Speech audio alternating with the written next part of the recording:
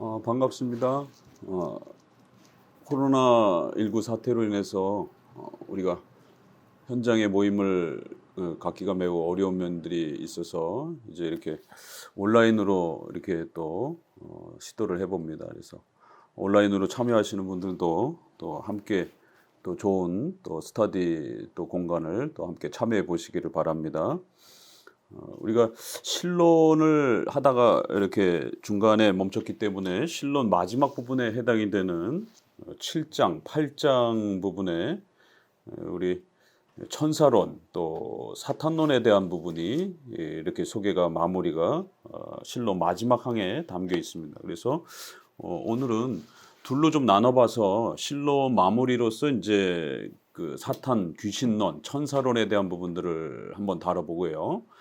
그 다음에 이 귀신, 천사, 이제 이런 부분들이 왜 우리가 또 조직신학적으로 정립을 해둬야 되느냐면 교회사 속에서 또 교회 안에 목회적 현장 안에 보게 되면 이것이 이제 신비주의에 또 영향을 받아가지고 이제 교회 안에 소위 말해서 축기라고 하는 귀신을 내쫓고 이제 또 막 이러는 형태들, 또 어떤 경우들은 또 천사 숭배, 또 이렇게 해서 이제 그 천사의 숭배가 신비주의나 또 이제 이런 쪽으로 들어오면서 천사를 또 꿈에 봤다든가 이제 이런 또 한편으로는 나쁜 천사를 쫓아내는 이제 악한 귀신을 쫓아내는 이거를 이제 구원론이라든가 이제 그래서 김기동 우리나라의 대표적으로 김기동의 귀신론처럼 귀신을 내쫓는 게 구원이다. 또 이제 이런 것들 또 그다음에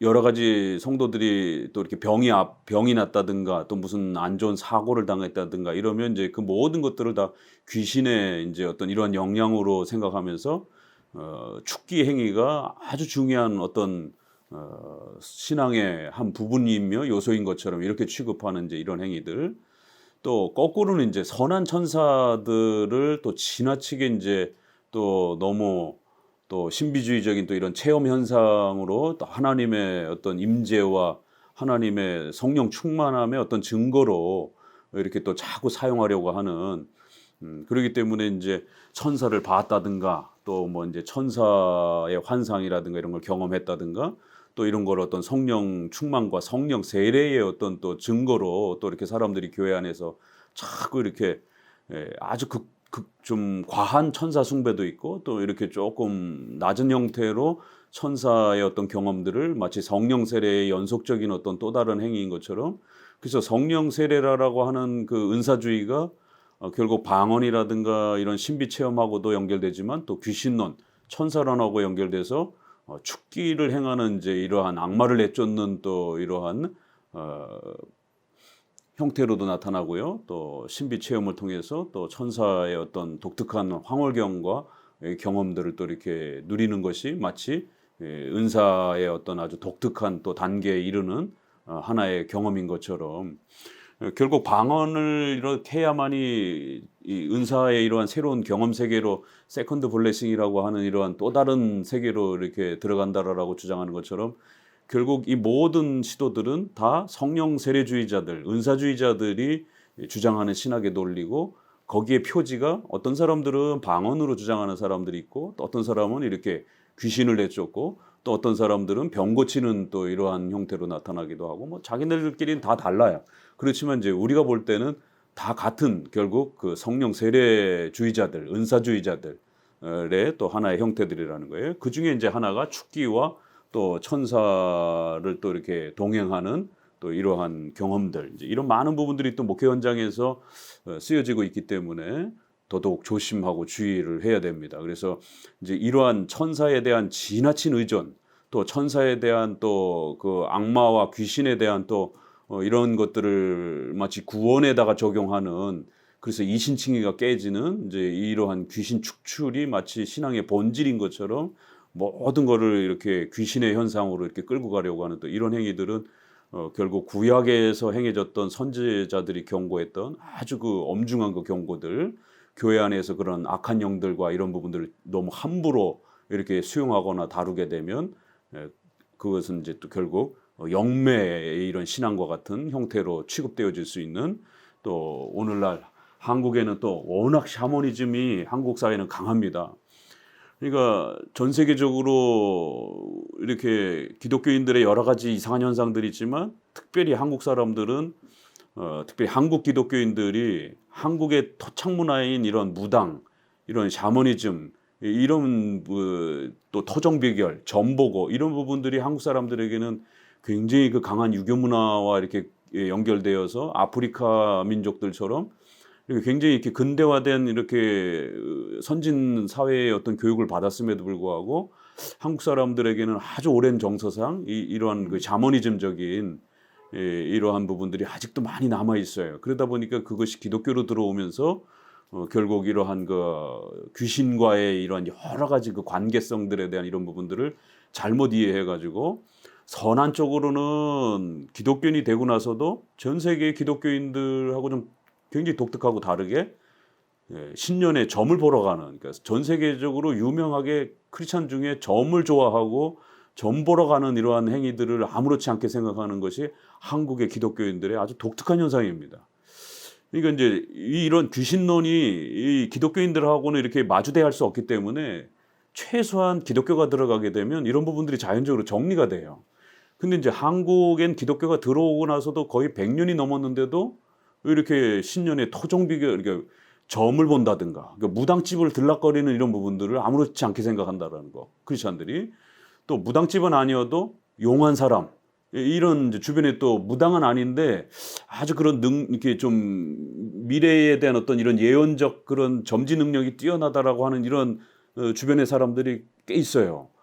그런 사람들에게 가서 이렇게 점을 본다든가, 또 토종 비결을 아주 뭐 아무렇지 않게 이렇게 신문이라든가 이런 여러 가지에서 한 해 운수라든가 이런 부분들을 즐겨 또 이렇게 접근하는 이런 많은 행위들이 한국에는 귀신론이, 그래서 김기동의 이런 귀신론이라든가 이런 부분들이 의외로 이렇게 잘 퍼지는, 그래서 이제 통일교로부터 시작해서 박태선의 이제 이러한 그 이단 운동들이 결국 내려오면서 김기동의 귀신론하고 또 이렇게 또 그 밑에 제자들이 퍼지면서 또 수많은 또 그 다음 제자들이 이렇게 한국에는 많이 퍼지면서 결국 이제 신천지부터 시작해서 다양한 이런 종말론 이단들이 대부분 이 중간쯤에 그 이단에 해당이 되는 초창기 이단과 중간쯤 이단이 있을 때 그 중간쯤 이단에 해당이 되는 김기동의 이러한 다양한 귀신론들이 한국의 부흥사들을 통해서 상당히 많이 퍼졌습니다.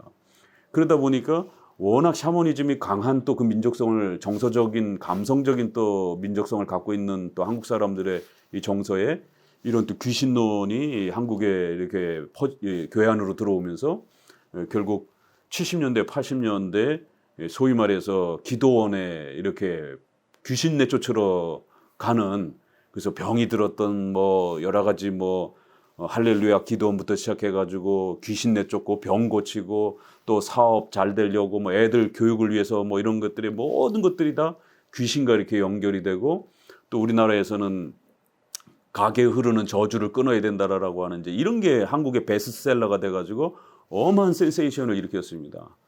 결국 합동 측이나 통합 측을 중심으로 해서 그 다 이단으로 정제가 됐지만 한참 지나고 나서 그렇게 정제가 된 거예요. 그러니 벌써 성도들은 이미 벌써 그 책들을 읽고 교회마다 집회하고, 그래서 안찰기도 하면서 교회마다 조상 귀신들 쫓아내는 이런 수많은 부흥회들을 했고, 그리고 또 그런 책들을 베스트셀러가 돼서 수년 동안 또 성도들이 읽고, 그래서 결국 그 목회자는 이단으로 정죄받고 자기가 팔았던 그 모든 책들을 수거해가지고 파쇄하겠다라고 이렇게까지 교회 앞에서 또 반성을 하고 회개하기도 하고 뭐 이랬는데, 아무튼 그 영향력은 아직도 또 이렇게 퍼지고 있단 말이에요. 그러니까 이제 이런 부분에서 우리가 신론 부분에서 천사론과 귀신론에 대한 또 사탄론에 대한 부분들은 우리가 웨스트민스터 신앙 고백에 기초해서 또 이러한 조직 신학에 기초해서 성경적으로 우리 장로교회 개혁주의가 구축해왔던 이 입장은 아주 분명하고 명확하게 좀 정리할 필요가 있습니다. 그렇기 때문에 이렇게 7장, 8장을 다루고 1부에서는, 그다음에 2부에서는 좀 쉬었다가 성령 세례와 관련된 이러한 축기 행위라든가 다양한 이런 그 여러 가지 은사주의 운동들에 대한 부분들을 우리가, 이건 구원론에서도 이렇게 다루기도 하는데 이게 신론 부분에서 이 은사주의에 대한 부분들을 우리가 특별히 개혁주의 안에서 이 칼빈주의적 신비주의를 표방하는 이런 분들이 있어요. 그러니까 이런 분들은 굉장히 위험한 분들입니다. 이분들은 칼빈주의자가 아니에요. 그래서 칼빈주의적 신비주의자들이 있어요. 그 신비주의를 아주 세련되게 이렇게 하고 싶어하는 분들이에요. 그 과거에는 과격한 신비주의자들, 이런 그 오순절 계열의 과격한 신비주의자들이 있었다라면 칼빈주의와 신비주의를 짬뽕하는 형태로 칼빈주의적 신비주의자들이 있습니다. 그래서 칼빈주의가 성경을 많이 연구하고 이런 세련된 면이 있다 보니까 그런 것들을 가져오면서 온건하고 세련된 형태로 오순절주의를 펼치려고 하는 그런 신비주의자들이 있어요. 굉장히 조심해야 됩니다.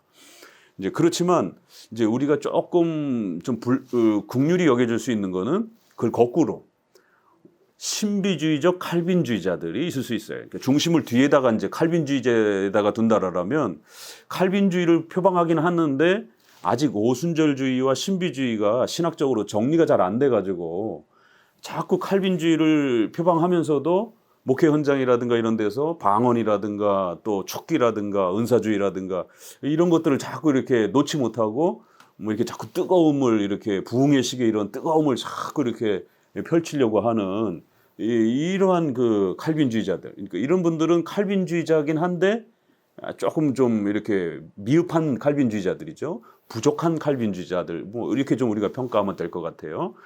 그렇지만 칼빈주의적 신비주의자와 신비주의적 칼빈주의자는 구별하기가 참 쉽지는 않습니다. 이렇게 신학자가 좀 이렇게 잘 들여다봐서 그래도 이 사람은 칼빈주의를 더 중심에 두고 웨스민스터를 그래도 사랑하면서 칼빈의 기독교 강요를 사랑하는 것이 더 강하다라면 신비주의 성향이 아직 좀 남아 있을지라도 그래도 연약한 칼빈주의자라고 우리가 좀 이렇게 긍휼히 여겨줄 수 있지만 기본 텍스트와 이런 기본 신앙의 체계에 있어서 상당히 부실하면서도 훨씬 더 오순절주의적 성향을 드러낸다라면 이 사람은 칼빈주의적 여전히 신비주의자예요. 그래서 이런 부분이 우리 교계에서는 또 SNS 공간에서는 그냥 막 복합적으로 소개가 되기 때문에 상당한 분별이 필요합니다. 자, 그럼 이제 우리가 벌콥과 우리 조성만 박사님의 조직신학과 연결해서 이렇게 또 한번 천사론과 이 귀신론에 대한 부분을 보도록 합니다. 오래간만에 좀 하니까 먼저 소개를 드리는 것은 우리 한국의 보수 계열의 합동 측이나 합신 측 또 이렇게 고신 측을 중심으로 한 보수 장로교 신학교에서 대표적으로 조직 신학을 사용하는 것은 박형룡의 조직 신학입니다. 그러니까 한국 사람으로서 유일하게 개혁파 신앙의 조직 신학을 완성하신 분은 박형룡 박사예요. 그리고는 그 다음에 조직 신학 전권을 보수적 입장에서 박형룡과 웨스민스터 입장에서 조직 신학을 완성한 분은 종말론까지를 완성한 분은 조성만 박사입니다. 대신 측의 조성만 박사예요. 많은 교수님들이 좋은 교수님들이 있지만 책으로 남긴 분은 박형룡, 조성만 두 분이에요.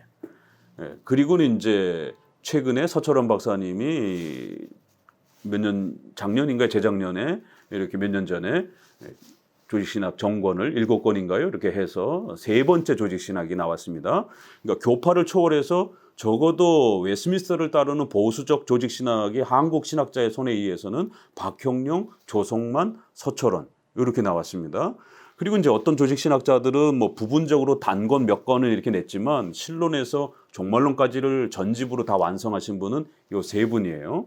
그리고 이제 뭐 통합 측에서는 뭐 이종성 박사도 있고 뭐 또 자유주의 계열에서는 김균진 박사도 있고 그렇지만 그쪽은 우리 개혁주의 입장이 아니기 때문에 적어도 우리가 보수적 입장에서는 박형룡, 조성만, 서철원 이 세 분이 중요한 조직신학의 텍스트를 우리에게 남겨줬다라는 것. 근데 이분들이 모두 루이스 벌콥의 조직신학을 토대로 해서 조직신학을 펼친 거예요. 본인들의 조직신학 책에 그렇게 소개합니다. 자기는 철저히 여러 조직신학 책이 있지만 루이스 벌콥의 또 찰스 하치의 이러한 굿프린스턴 웨스민스터 신학교의 이러한 입장을 따라서 본인은 정리해 놓은 거다라고 이런 입장을 갖습니다. 벌콥의 조직신학은 우리가 잘 아는 것처럼 바빙크에게 의존하고 있어요. 그래서 바빙크 조직신학의 그 방대한 분량을 상당히 많이 이렇게 요약해 놓은 형태로도 또 이렇게 아주 그 짜임새가 있을 정도로 바빙크에게 의존하고 있습니다. 그럼 우리가 3대 칼빈주의자인 바빙크, 카이퍼, 또 워필드 이렇게 세 칼빈주의자의 조직 신학이 가장 중요한 우리 장로교회의 조직 신학의 그런 기본 텍스트입니다. 그렇기 때문에 우리가 벌콥과 조성만 박사님 거를 같이 보면서 박형룡 박사님의 또 이제 이런 입장을 이렇게 또 참고하고 바빙크 거도 또 이렇게 좀 보강하면서 참고하는 이제 이런 형태를 취합니다. 주 텍스트는 조선만 박사님 거를 중심으로 해가면서 벌콥과 두 개를 가지고 이렇게 진행하고 있으니까 조선만 박사님 책이 없는 분들은 벌콥의 그러한 책을 가지고도 또 이렇게 진행해도 됩니다. 벌콥은 신론의 창조론 부분에서 이 귀신론에 대한 천사, 귀신에 대한 천사론, 그 다음에 악한 천사 이 두 내용을 다뤄주고 있습니다. 그래서 창조론의 창조의 여러 가지 그 단계별로 소개할 때 그 창조론 안에서 다루고 있어요. 그렇지만 조성만 박사님은 이제 그걸 다 신론을 끝내고 신론 마무리 끝부분에서 이제 부록 형태로 이렇게 신론 끝부분에다가 다루고 있는 게 이제 순서상의 좀 차이입니다. 그 순서상의 차이일 뿐이고 뭐 강조점은 다 비슷해요. 자, 천사론을 우리가 먼저 좀 정리를 해보게 되면요. 자, 조직신학에서는 이제 천사의 존재, 계급 이렇게 해서 천사의 존재론에부터 시작하는데 이 첫 번째 정의가 굉장히 중요합니다. 물질 세계뿐만 아니라 영계의 천사들도 하나님의 피조물이다라고 성경은 천사에 대해서 분명한 정의를 내리고 있다라는 거예요. 그러니까 이제 이런 부분에서 이 정의가 왜 중요하냐면 물질 세계에서 그 천사들의 존재가 마치 하나님의 피조물이 아닌 것처럼 주장하는 또 많은 그러한 내용들이 있었습니다. 그렇기 때문에 이러한 부분들을 상당히 조심해야 됩니다. 또 하나님께서 천사를 창조할 때 그 창조와 함께 성경은 천사의 존재와 천사의 활동의 그러한 부분들을 창조론과 관련해서 이렇게 묶어서 설명을 한다. 이게 아주 중요한 정의입니다. 왜 그런가 하면 특별히 우리가 천사론 부분에서 김기동의 귀신론이 이게 본인이 만든 게 아니고 이게 다 중세 또 초대 교부 시대에 교부들이 실수해서 잘못 말한 것들을 짬뽕을 해가지고 그걸 한국적 정서에 맞게 또 그렇게 써먹은 겁니다. 이제 그럴 때 소위 말해서 이것을 이제 우리가 신학계에서는 중조론이라고 그럽니다. 이걸 쉬운 표현으로 말하면 이중창조라고 그래요. 그러니까 우리의 성경적 창조는 창조를 설명하는 창세기 1장을 중심으로 해서 첫 번째 창조밖에 말하지 않습니다. 그런데 이제 이 영계가 구별되어서 첫 번째로 창조가 되었고 물질 세계가 두 번째로 창조가 되었다라고 하는 영계와 물질 세계를 구별하는 이중 창조론이 있습니다. 창세기를 해석할 때 이거는 주로 이단들이 주로 많이 했던 거고 이제 교부 시대 때 교부들이 약간 실수를 하면서 말했던 부분들이에요. 그래서 이제 나중에 그게 정리가 되면서 단회적 창조론으로 정리가 됩니다. 이게 왜 그러냐면 창세기 1장에서 첫 번째 날과 두 번째 날에 대한 이 성경 해석의 창조의 해석에 있어서의 좀 차이 때문에 그래요. 그래서 24시간 우리가 날 개념을 가지는데 첫 번째 날과 두 번째 날에 상당한 어떤 시간적 차이가 있지 않았을까. 또 그리고 시대설이라든가 간격을 이렇게 엄청난 간격이 날마다 존재하지 않을까. 이런 어떤 해석들이 들어오면서 결국 창세기에서 소개되어지는 그 창조는 물질적 창조를 이야기하는 거고 그 창조가 있기 전에 영적 세계의 그런 창조가 있었다. 그래서 첫 번째 창조는 천사들과 이러한 영적 세계가 먼저 창조가 되었는데 그 천사들이 타락을 해가지고 결국에는 그 타락한 천사들을 가두기 위해서 감옥을 만들기 위해서 이 땅에 사람을 만들고 물질 세계를 만들었다라는 거예요. 그래서 사람 안으로 악한 영들이 들어오면서 물질에 육체에 갇혔다라는 거예요. 천사는 영적 존재이기 때문에 자유로운데 인간 안에 악한 영들을 가두면서 결국 물질 안에다가 악한 영들을 가두는 그렇기 때문에 인간을 구원하기 위해서는 어떻게 해야 돼요? 그 악한 영들을 빼줘야 되는 거예요. 이게 무슨 SF 영화도 아니고 이제 그런 식의 창조론의 해석들이 교부 시대 때 조금 나왔다가 결국 중세 시대에 퍼지기 시작했고 결국 이게 후대에 이제 퍼지면서 이중 창조론이라고 하는 중조론이 퍼지기 시작했습니다. 그래서 절대로 조직 신학에서는 이런 이중 창조론이라든가 영계와 창조론을 분리해서 생각하는 이제 이런 부분들을 엄격하게 금지합니다. 그래서 물질 세계뿐만 아니라 영계 천사들의 이런 모든 부분들도 동시적인 하나님의 우리가 창세기 1장에서 말하는 동시적 창조를 말하는 것이에요. 그렇기 때문에 이제 이러한 첫 번째 정의에 입각해서 우리의 이 창조론에 기초한 입장에서 천사론도 이렇게 이루어가는 겁니다. 자, 그러면 천사의 존재 부분에서는 말라크라고 하는 히브리어, 그 다음에 신약엔 헬라어가 앙겔로스라고 하는 것이 이제 가장 대표적인데 보냄을 받은 자 이렇게 표현되고 있고요. 마태복음 22장 30절을 기본으로 해서 천사는 결혼하지 않으며 또 보이지 않으며 또 육체가 없으며 이런 표현들. 그런데 또 어떤 그 악한 천사들은 또 이렇게 악한 천사로 묘사가 되고 있는 것을 보게 됩니다. 베드로후서 2장 4절이라든가 유다서 6절에 보게 되면 자기 지위를 지키지 아니하고 이렇게 자기 처소를 떠나서 이렇게 타락한 그런 천사들을 또 이야기합니다. 그리고 도덕적 성격을 분명히 가지고 있다라고 이렇게 표현을 합니다. 그런데 이제 초대 교부 때에 이 이중 창조론하고 또 하나의 실수가 있습니다. 두 개의 실수가 있는데 교부들이 이제 잘못 말한 게 해석을 창세기 1장을 잘못 해석한 거예요. 천사가 몸을 가지고 있을 수 있지 않겠는가. 그래서 하나 잘못된 해석은 인간의 몸으로 악한 영이 들어왔다라고 하는 이제 이런 해석. 두 번째는 그건 아닐지라도 인간하고 다른 아주 막 연기와 구름과 빛으로 뭐 이렇게 구성되어 있는 아주 특별한 어떤 그 영적인 존재이기 때문에 인간하고는 좀 차원이 다른 하늘을 막 날아다닐 수 있는 이런 어떤 독특한 어떤 몸체를 가지고 있지 않겠느냐. 이제 그래서 이걸 영체라고도 이렇게 표현을 하는 이제 이런 해석들이 교부 시대 때 조금 나오긴 했어요. 그렇지만 주류는 그렇게 해석하지 않고 성경에 있는 대로 영적 존재다, 물질적 존재가 아니다. 이제 이런 부분을 분명히 선을 걷습니다.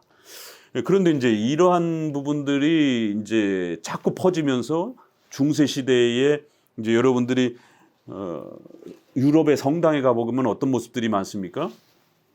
천사들이 날개를 이렇게 펴고 이렇게 성당 이렇게 거기 조각이 되어 있고 막 이런 부분들을 많이 보잖아요. 그다음에 악마는 이빨이 나와 있고 막 뿔 달리고 있고 뭐 동화 속에서 나오는 이제 이런 부분들이. 그러니까 이제 이런 천사들의 그래서 그 영체라고 하는 이 개념을 그러니까 요한계시록이라든가 에스겔에서 말하는 또 이런 천사의 모습 또 그다음에 성막에서 보여줬던 그러한 천사의 모습을 실제 천사의 존재인 것처럼 이렇게 해석하기 시작을 한 거예요. 그러니까 창세기에서 말한 법궤의 그 모습이라든가 성전에서 그 그룹의 그 두 큰 그룹이 서 있는 이런 모습들은 그게 천사가 실제로 그렇기 때문에 그렇게 묘사한 게 아니라 우리의 주류적 장로교 해석은 이것은 다 그 천사의 힘과 성도들을 돕고 교회를 지켜주기 위한 천사의 그 신속한 이동력 또 천사의 능력 이런 것들을 강조하는 것이지 그거를 실제 문자적으로 천사가 그렇게 몸을 가졌다라고 하는 걸 해석하는 게 아닙니다. 근데 이제 이게 이제 구약의 이런 부분들을 그대로 그래서 극단적 문자주의자들 또 신인 동형 동성론자들 이게 신과 인간이 성경에서 표현하는 하나님이 의로운 오른손으로 우리를 붙들어 주시겠다 뭐 이제 이런 표현들을 문자 그대로 적용하는 자들이 있었어요. 이걸 신인 동형 동성론자들이다 이렇게 신과 인간이 형태가 똑같다라고 그래서 신도 인간과 같이 팔다리가 있다 눈도 있고 뭐 이런 식으로 이제 신을 묘사를 한 거예요. 그러니까 천사도 똑같이 그렇게 인간 비슷한 이제 이런 형태가 되는 거죠. 그리고 이제 이것이 결국 바벨론 문화라든가 그리스 문화랑 겹치면서 제우스라든가 뭐 이런 로마의 또 신문화랑 겹치면서 결국 이제 이빨 달린 이제 이런 악마의 이러한 그 참혹한 모습처럼 이제 이렇게 해가지고 결국 소위 말해서 기독교 그러한 소위 말해서 귀신 천사 형상론이 만들어집니다. 그래서 중세 시대에 들어오게 되면 성당에 이제 그런 식의 천사의 이러한 그 날개 달린 그런 모습, 또 악마는 뿔 달리고 이빨이 달려 있는 이제 이런 모습. 그러니까 이제 이런 부분들은 기독교적인 해석이 아니에요. 이건 주로 이방 문화에서 들어온 거고, 또 기독교 안에 교부들이 약간 실수한 그런 문화들, 또 그다음에 동성론자들에 대한 이러한 지나친 극단적 문자주의의 분파들에서 논의됐던 건데, 이게 중세 시대에 아주 공식화되면서 카톨릭 안으로 들어왔고, 거기에 또 축기 행위라든가 이런 부분들이 이렇게 들어오면서 결국 종교개혁의 개혁은 바로 이런 것에 대한 개혁이기도 합니다. 그래서 오직 성경이라고 하는 이제 이 표현이 이런 쓸데없는 샤머니즘에 빠지지 말고, 무슨 마귀가 뿔 달리고 뭐 이게 삼지창 들고 다니면서 막 이렇게 동화 속에서 나오는 것처럼, 마귀는 네 마음속에 시기와 질투와 미움을 일으키는 게 더 중요한 성령의 열매는 라고 하면서 갈라디아에서 있는 것처럼 미움, 싸움, 간음 이런 게 더 마귀의 귀신들의 더 무서운 그런 공격이지, 마귀가 무슨 뿔 달리고 이빨 달려가지고 왜 무섭지 도망가 이런 식의 유아틱한 이런 샤머니즘적인 부분에 빠지지 말라라라고. 그래서 그런 모든 형상과 그림을 제거했고, 또 카톨릭의 이러한 그 귀신과 천사, 악마의 이러한 그 형상들 다 깨부시고, 그래갖고 천사 형상들 만들어가지고는 집집에다 이렇게 설치해갖고는 마귀 못 들어오게. 그러면서 속에서는 엊그제 싸웠던 사람하고 막 화가 나가고 막 복수하고 싶은 막 마음에 칼 갈고, 바깥에는 천사 조각상 만들어 놓고 이제 이를 웃지 못할 일이, 그러니까 신앙의 본질을 이해를 못하는, 믿음이라는 게 뭔지, 또 우리가 죄를 범한다라는 게 뭔지, 이제 이런 거에 대한 개념이 깨져버리다 보니까 그런 거 다 없애버리고 오직 성경을 믿고 의지하는 믿음, 또 우리의 마음의 변화, 이런 부분. 그래서 귀신과 사탄은 영적 존재라는 것, 또 그들이 악한 자와 성도를 괴롭힐 때 마음에 영향력을 끼치는 것이지, 그렇게 길 가다가 갑자기 도깨비불처럼 딱 나타나가지고는 우리를 무슨 뭐 죄로 끌고 가고 막 이런 게 아니다라는 거예요. 그래서 이런 영체에 대한 잘못된 이해들, 이런 부분들을 조심하셔야 됩니다. 자, 천사의 계급. 그래서 각각 그 계급에 대한 부분은 우리가 존중합니다. 그래서 이걸 너무 상세하게 다루는 것까지는 우리가 멀리하지만, 기본적인 그러한 성경에서 어떤 그 천사 장 역할을 하는 천사들이 있고, 수종드는 천사들이 있고, 이런 좀 다양성 정도는 성경이 이해하고 있기 때문에 그런 부분 정도는 우리 조직신학에서도 수용을 합니다. 그래서 세루빔이라고 하는 그룹들이 있고요. 그래서 천사가 낙원의 입구를 지키는, 제일 먼저 천사가 등장하는 게 창세기 3장에 사탄이 등장을 하잖아요. 그리고 나서는 낙원에서 그들을 쫓아내고 나서 천사를 통해서 불이 이렇게 그 낙원을 지키는 이제 이러한 천사의 그러한 보호 모습이 처음으로 창세기 3장에서 천사가 등장을 하고, 이제 나중에는 야곱의 그 사닥다리, 그래서 사닥다리는 이제 우리가 하늘과 땅을 이어주는 거기 때문에 예수님으로 이렇게 해석을 하고, 그 사닥다리 위를 천사들이 오르락 내리락 하는 이제 이러한 천사들이 그리스도를 중보하고 협력하고 성도들을 돕는 이제 이러한 이미지들을 야곱에게도 가르쳐 주는 이런 모습을 보여주게 됩니다. 그리고 나서는 이제 모세로 들어가면서 그러한 그 성막의 그런 모습들의 이제 천사의 어떤 모습들이 이미지로 드러나는 것을 보게 돼요. 자, 그룹들, 그다음에 스랍들, 하나님 보좌 주위에서 이렇게 시종을 드는 이러한 스랍들, 또 우리가 천사 그러면 가브리엘과 미가엘에서 가장 대표적이죠. 이렇게 천사장처럼 불려지는 이런 이름이 또 소개되어지는 아주 대표적인 두 천사가 있었고, 그다음에 정사, 권세, 보좌, 주관하는 자. 우리가 에베소서 6장에도 보게 되면은 악한 영들을 대적하라 이럴 때 이것이 우리 눈에 보이는 싸움이 아니라 악한 영들과 정사와 권세자들과 이런 표현을 보게 됩니다. 그랬을 때에 이러한 표현들은 국가의 권세자들을 말하는 게 아니라 영적 존재들의 그 차이성들을 이렇게 얘기하는 거예요. 성경에서는 정사와 권세와 보좌와 주관하는 자, 이렇게. 그래서 천사의 이러한 그 그룹에 또 차이가 있는데, 거기에 또 악한 천사도 그렇게 정사와 권세와 또 이런 형태로 좀 더 구별은 있을 수 있다라는 거. 자, 그다음에 천사들의 봉사로 넘어가 보게 되면요, 2절에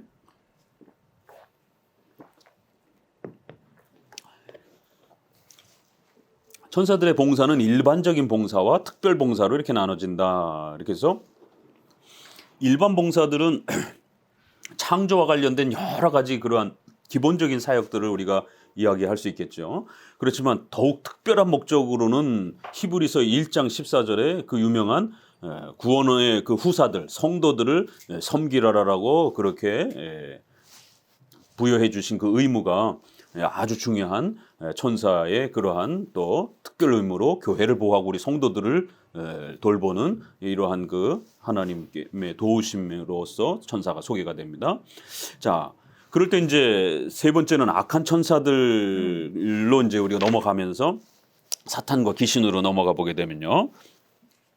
벌콥의 이러한 그 책을 보게 되면 창세기 이제 6장 2절의 그 해석을 벌콥은 좀 앞부분에서 지적해요. 그래서 6장 2절을 보게 되면 하나님의 아들들이 이제 이런 표현들이 나오면서 그 네피림에 대한 이야기가 나오잖아요. 그 거인들. 그래서 초대 교부 때도 이게 이제 천사가 성도들 중에 여자 성도들을 이렇게 좋아해가지고 또 이제 또 성도뿐만 아니라 인간 중에 이렇게 예쁜 여자들 또 이렇게 이런 여자들을 탐해가지고 결국 사람을 낳아주는, 그래서 그들이 네피림이 되었다라고 하는 이 해석이 교부 시대 때 의외로 이렇게 소개가 됩니다. 그러니까 이제 이게 우리가 잘 들여다보면 그리스 신화하고 거의 비슷해요. 반신반인 인간 있잖아요. 그래서 제우스가 왜 영화에도 이렇게 많이 나오고 그러보면은 이제 제우스가 인간의 여자를 좋아해가지고 이렇게 결혼해서 낳는데 신적인 능력을 갖고 있는데 인간이에요. 그리고 또 이제 거기에서는 조금 다른 거는 몸은 사람인데 또 다리는 뭐 이렇게 말 형태의 이제 요런 또 좀 수준이 더 떨어지는 형태도 뭐 있기도 하고, 이래서 이게 반신반인 인간의 어떤 이런 그 이해들이 벌써 고대 근동에, 그러니까 헬라 로마뿐만 아니라 바벨론이라든가 이런 먼 이 애굽 문화라든가 아시리아 문화라든가 이런 고대 근동의 문화에 보게 되면 이렇게 인간은 종교적 존재이기 때문에 신과 인간의 어떤 그러한 또 독특한 존재를 이렇게 묘사하는 게 이방 문화에 많아요. 그러니까 그거를 교부들 중에 연약한 분들이 끌어들여 가지고 창세기 6장을 네피림을 그렇게 해석했다가 그게 이제 자꾸 교회 안에 퍼지게 되는, 그래서 이제 결국 천사 숭배론으로 넘어가고 또 악마, 악령에 대한 이런 부분들이 자꾸 이렇게 언급이 되면서 벌콥에 보게 되면 천사 숭배는 공식적으로 4세기에 결국 라우디아의 회의를 통해 가지고 절대로 그런 샤머니즘적 행위를 하지 못하도록 엄히 이렇게 금지시키는, 그러니까 이제 선한 천사와 관련해서도 너무 지나치게 그렇게 천사에 의존하고 천사의 모양을 갖고 다니고 천사 모양 집에다가 이렇게 차에다가 이렇게 부적처럼 이렇게 두고 또 악기 쫓아낸다라고 그러면서 또 막 이렇게 이상한 또 행동을 하고 막 이런 부분 모두를 라우디아의 회의에서 공적으로 다 금지를 시킨 이런 부분들이 나옵니다. 그리고는 종교개혁 시기에는 천사론에 관해서 아무런 새로운 것들도 더 추가시키지 않았다 그러면서 기존의 이런 잘못된 부분들을 엄격하게 라우디아에게 공의회 같은 이런 내용들을 그냥 수용해주는 입장으로 중세시대의 잘못 카톨릭에 의해서 변형된 이러한 천사론을 갖다가 엄히 중지시키고 교회 안에서는 이런 부분들이 논의되지 못하도록 금지시킨 것을 보게 됩니다. 그리고는 벨직 신조의 12조를 소개하면서 우리가 첫 정의론을 이렇게 벌크본 좀 더 소개를 합니다. 이중 창조라든가 연속 창조라든가 이렇게 이해하면 안 되고, 창조 그 시기에 동시적으로 그렇게 영적 존재들도 하나님이 물질 세계뿐만 아니라 영적 존재들도 동시적으로 창조했다라고 하는 단일 창조론을 벨직 신앙고백서 12조에 기초해서 하나님은 또한 천사도 선하게 창조하셔서 자기의 사자가 되어 선택된 사람들에게 봉사하도록 하셨다. 이게 이제 기본 정의죠. 그런데 어떤 천사들은 하나님의 창조해 주신 탁월한 성질에서 타락하여 영원히 멸망하게 되었다. 그리고 어떤 천사들은 여전히 본래 상태를 계속 유지하고 있다. 이렇게 해서 하나님이 동시적으로 창조했다라는 것. 또 그 다음에 또 거기에 창조론에서 또 조심해야 되는 거는 악한 천사가 처음부터 존재한다. 뭐 이제 이런 식의 아무튼 창조론을 자꾸 이렇게 비트는 이런 해석들을 다 배격해야 됩니다. 그래서 마치 악한 천사가 처음부터 존재하는, 그러니까 이런 부분들은 다 이방 문화에서 들어온 거예요. 그래갖고 마치 이 천사론을 이 우리 신론의 주권과 섭리론에서 분리시키려고 하는, 그래서 하나님의 주권적 창조에 의해서 피조물로 창조가 된 것이지 하나님과 대등한 어떤 악한 신과 선한 신이 존재하는 이런 방식으로 해석하면 큰일 난다라는 거예요. 제가 기억하기로는 한 30년 전에 신혼 초에 집주인이 크리스찬이에요. 아직도 기억해요. 그게 얼마나 저에게도 쇼킹했었는지. 그때 국민일보에 나온 사진을 이렇게 가지고 오면서 제가 교회를 다닌다고 하니까 이렇게 와보시라고 그러면서 뭐예요? 했더니 사진에 구름에 나타난 그 하나님의 이런 모습과 한쪽은 어두컴컴하게 나와서 마귀 모습처럼 이렇게 돼가지고 천사의 모습과 마귀가 이렇게 마치 으르렁거리면서 이렇게 서로 이제 하나님과 마귀가 이렇게 싸우려고 하면서 이렇게 겨누고 있는 모습이 구름에 이렇게 찍힌 거를 누가 이제 기자가 찍어가지고 이게 하나님의 모습 또 천사의 모습과 사탄의 모습이 이렇게 하나님이 보여주셨다라고. 그러니까 2000년 전이나 또 500년 전의 종교개혁 시대나 지금이나 그런 기대감들이 여전히 이러한 잘못된 천사론에 의해서 교회 안에 퍼지고 있고, 그걸 이용해서 나쁜 부흥사들이라든가 종교 지도자들이 돈벌이 수단으로 또 병 고쳐준다라면서 귀신 내쫓아준다 그러면서 돈을 요구하는 이제 이런 형태들이 여전히 벌어진다라는 것이. 그래서 그 악한 천사와 하나님이 대등한 관계로 악한 존재가 하나님의 창조 바깥에 이렇게 존재하고 있는 것처럼 이렇게 해석하게 되면 이건 페르시아 종교입니다. 페르시아 종교가 조로아스터교예요. 그래서 그 조로아스터교에 이렇게 보게 되면 그러한 악한 신과 선한 신의 이런 대결 구도, 이러한 부분들, 이건 또 결국 마니교 안으로도 이렇게 들어오기도 하고요. 그래서 하나님 외에 마치 악한 신이, 그래서 또 지옥의 신, 이건 또 그리스 신화처럼, 그래서 지옥을 지배하고 있는 이러한 하데스라고 하는 이 악마의 또 이러한 하나님처럼 선한 신의 대등한 관계로 이런 식의 개념들은 다 위험한 겁니다. 자, 제가 신학교에서 이 신론을 소개하다가 학생들한테 이 정도까지는 다 이해해요. 그러다가 이제 그럼 어떻게 제대로 이해했는가 한번 질문해 봅시다. 자, 그러면은 지옥은 누가 만들었나요? 이러면 이제 당황합니다. 질문에. 그러면 지옥의 주인은 누군가요? 이러면 언뜻 생각하지 마시고 3초 안에 대답하세요. 그러면 지옥의 주인은 누굽니까? 그러면 사탄이죠. 이렇게 얘기를 해요. 지옥은 누가 만들었습니까? 사탄 아닌가요? 생각하지 말고 머릿속에 떠오르는 거 바로 대답하라면 이게 바로 그런 영향을 받았기 때문에 그런 거예요. 전 창조물을 하나님이 창조하셨다라는 거. 거기에서 타락한 천사가 타락한 거지 하나님과 별도로 존재하는 게 아니다라는 거. 그래서 타락한 천사이기 때문에 그들을 벌하기 위해서 하나님이 지옥을 만든 거예요. 하나님 지옥을, 이게 좀 이상하잖아요. 이게 느낌이 안 좋다 생각이 드는 거예요. 천국은 하나님이 당연히 만들었다고 생각이 드는데 지옥을 하나님이 만들었던 건 조금 왜 하나님이 지옥을 만들었지? 이제 이런 식의 느낌이 든단 말이에요. 뭔가 설명을 못 하겠는데 그건 아닌 것 같고. 그래서 이제 이런 부분을 정리해 놓으셔야 돼요. 지옥은 하나님의 심판의 도구입니다. 그래서 영원히 벌받도록 하나님께서 그 지옥을 만들어 놓으신 것이에요. 그래서 지옥은 별도로 존재하고 어디서 갑자기 무슨 들어온 게 아니라 하나님이 형벌의 장소로 그렇게 만들어 놓으신 것입니다.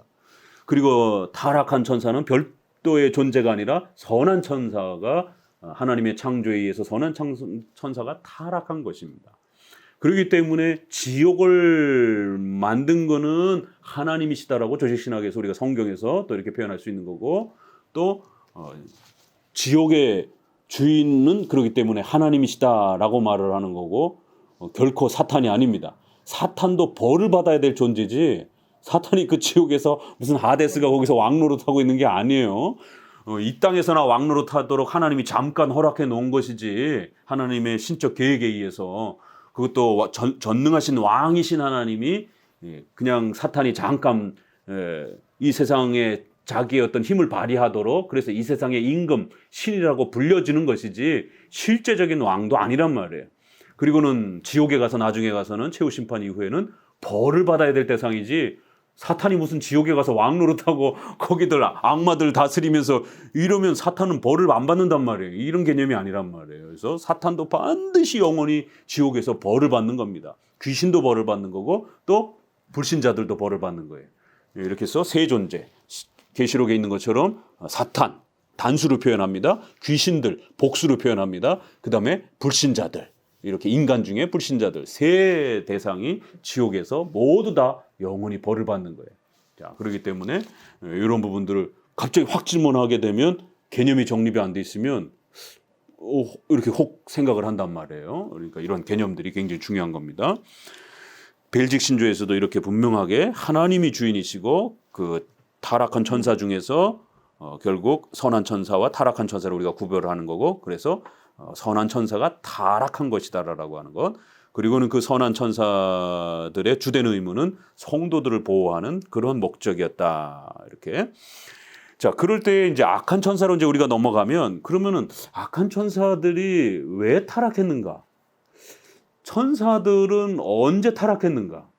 천사들은 어떤 이유 때문에 타락했는가? 이게 이제 아주 중요한 또 인간의 죄론과 연결되어서 역사 속에 굉장히 궁금한 이제 의문점들이었어요. 자, 그렇기 때문에 악한 천사들과 관련해서 우리가 이제 조금 몇 가지 읽어보면은요.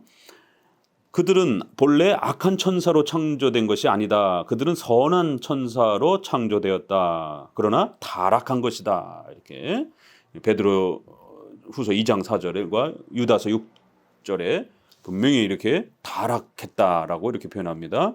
자기의 지위를 지키지 아니하고 교만하여 타락했다 이렇게 표현합니다. 성경에서는 타락한 천사들은 귀신과 귀신의 왕이라는 두 계층으로 또 이렇게 있다는 것을 소개하기도 하고요. 또 이들로부터 죄가 시작이 되었고 파괴자라고도 불리고 또 그다음에 무정행에 감금되어 있다 이렇게 표현되어 있고, 칼빈은 말하기를 타락한 천사들은 자기들의 쇠사슬을 끌고 다닌다 이런 이제 표현이 소개가 돼요. 참 재밌는 표현이죠. 그래서 칼빈이 이제 이걸 별도로 이렇게 많이 다루진 않지만 이렇게 부분에 이렇게 사탄과 그 귀신들에 대해서 소개를 할 때 아주 재미난 표현이 자기 쇠사슬을 이렇게 끌고 다닌다. 타락한 천사들은 그리고 자기들의 그 형벌의 그 쇠사슬들을 묶여 있으면서 그렇게 그거를 끌고 다니는 그런 존재. 그래서 분명히 피조된 존재고 하나님의 통치를 하나님의 섭리의 도구이고 또 영원히 벌을 받아야 될 존재라고 하는 이제 이런 부분을 또 우리가 선을 명확히 긋습니다. 자, 그러면 이제 8장으로 넘어가서 이들의 타락에 대한 부분들을 이제 좀 우리가 보게 되면은요. 벌크업에는 이런 부분도 재미있게 표현되어 있어요. 그래서 천사들을 절대로 우리가 어느 곳이나 모든 것을 채우고 있는 이런 존재로 생각하면 안 되고, 어느 곳의 모든 공간을 채우고 있는 그런 존재로 생각해서도 안 되고, 이렇게 이거는 편재 개념이에요. 무소부재한 편재 개념이에요. 모든 우주 공간에 이렇게 동시에 존재할 수 있는, 이건 하나님밖에 없어요. 천사도 비록 우리와 다르게 영적 존재이지만 그럼에도 불구하고 피조물이기 때문에 한정된 능력과 그러한 영역을 가지는 그러한 피조물이지 절대로 하나님처럼 온 우주 만물에 이런 편재한 존재도 아니에요. 그래서 천사는 너무 과도하게 생각해도 안 되고요. 또 너무 또 우리랑 만만한 대상처럼 또 사탄과 마귀들을 가볍게 또 생각해도 안 되는 거예요. 영적 존재이기 때문에 우리를 괴롭힐 수 있는 그런 부분에서는 또 상당한 능력을 갖고 있어요. 또 천사들도 우리를 돕는 데 있어서 상당한 능력을 갖고 있습니다. 그래서 그 정도는 우리가 해석해 받아들이지만 하나님과 대등한 악한 신처럼 마니교나 조로아스교처럼 이렇게 생각해도 안 되고, 또 천사가 없는 것처럼 자유주의자들처럼 이렇게 너무 이성적 합리적으로 생각해서 마귀와 사탄을 아무렇지도 않게 생각하면서 죄를 지을 수 있는 이런 유혹에 대한 이런 부분들을 쉽게 생각하면 안 됩니다. 사람이 사람을 죽인다라는 거, 이게 쉬운 일이 아닙니다. 그럴 때 그건 인간의 악한 욕망의 복수심 때문에도 나오지만 그 복수심을 자극하는 이 사탄 마귀들의 이런 무시무시한 이러한 유혹과 또 압력도 있다라는 거예요. 사람이 사람을 죽인다는 건 이게 쉬운 일이 아닙니다. 그래서 인간의 죄성에서도 나오고 사탄의 무시무시한 협박에 있어서도 또 나타나는 것이에요. 그래서 사탄 마귀에 대해서 우리가 유혹받지 않도록 늘 또 이렇게 하나님의 도움을 구해야 되는 게 이제 바로 이런 부분들입니다. 자, 그래서 이제 사탄의 타락으로 넘어가 보게 되면, 자, 그러면 분명히 이러한 그 선한 천사였는데 왜 타락했는가? 언제 타락했는가? 이렇게 한번 들여다보면요. 악한 천사는 본래부터 악한 존재는 아니었다. 이러면서 선한 천사로 우리가 먼저 소개합니다. 왜요? 창세기 1장 32절에 보니까 하나님 보시기에 심히 좋았더라. 이게 이제 모든 창조에 대한 기본 개념이에요. 그래서 절대로 악한 어떤 형태가 처음부터 창조된 게 아니다라는 것, 하나님이 완벽하게 창조하셨다라는 것. 악한 천사는 스스로 하나님을 대적하여 악한 천사로 타락했다. 이렇게. 그럼 사탄의 존재는 분명히 이렇게 창세기 3장에 처음 등장을 하고요. 아담과 하와를 이렇게 유혹하는 자로서 뱀의 형체를 가지고 나타납니다. 왜냐하면 영적 존재이기 때문에 이렇게 천사의 어떤 음성이라든가 또 어떤 이 여러 가지 모습들이 아담과 하와에게 어떻게 나타나야만이 이게 소통이 될 수 있는가, 이 부분에 문제가 발생이 돼요. 그러다 보니까 인간의 언어를 사용했고 또 그 다음에 뱀의 형태를 취한 것이. 이제 이러한 부분들은 신비 부분이 있죠. 이거가 어떻게 이게 사탄이 고유한 능력으로 이걸 가졌는가, 아니면 하나님께서 임시적으로 사탄의 어떤 그 능력에 부여해 주신 그런 어떤 부분이 있는가? 우리가 이제 후자 쪽으로 좀 볼 수가 있죠. 왜냐하면 그 발람 사건에도 보게 되면 당나귀가 말을 하고 인간의 언어를 구사를 하잖아요. 그러니까 이제 이런 부분들. 그래서 이런 그 천사의 이런 기본 존재 개념을 우리가 잘 구별해야 됩니다. 이것만 구별해도요, 자꾸 개혁주의자들이 자꾸 방언에 이렇게 심취해가지고 막 이런 부분들을 자꾸 헷갈려 하시는데, 이게 나중에 이제 부분 2부에서도 소개하겠지만, 고린도전서 13장 1절에 사람의 방언과 천사의 말을 할지라도, 그러면서 방언을 천사의 방언이라고 이렇게 이야기를 하면서, 또 사도행전은 외국어라고 이렇게 이제 이야기를 하면서도 자꾸 고린도서를, 그 방언을 갖다 고린도서를 끌어다가 마치 이게 어떤 또 다른 신비로운 언어가 아니겠느냐. 그래서 우리가 성경을 잘 읽어야 된다라는 거예요. 그건 가정문이에요. 할지라도, 원문에도 그렇게 돼 있고, 한다면, 할 수 있다가 아니에요. 가정문입니다. 우리가 그렇게 대단한 말을 할지라도 이 얘기는 천사는 인간의 언어적 개념을 갖고 있는 존재가 아닙니다. 그러니까 자기가 랄랄랄랄라 해놓고 이게 천사의 방언이라는 거예요. 아니 이 사람아, 우리가 신론에서 정리를 하게 되면 천사는 영적 존재이기 때문에 인간의 언어 개념으로 소통하는 존재가 아니에요. 인간의 몸을 가진 존재가 아니란 말이에요. 그래서 이 형체 개념을 이렇게 정리를 한 겁니다. 형체 개념이란 몸도 말하지만 언어 개념도 마찬가지예요. 아니 천사가 영적 존재인데 야 가브리엘아 이리 와봐 이렇게 소통하겠냔 말이에요. 성경에 천사가 말하지 않느냐.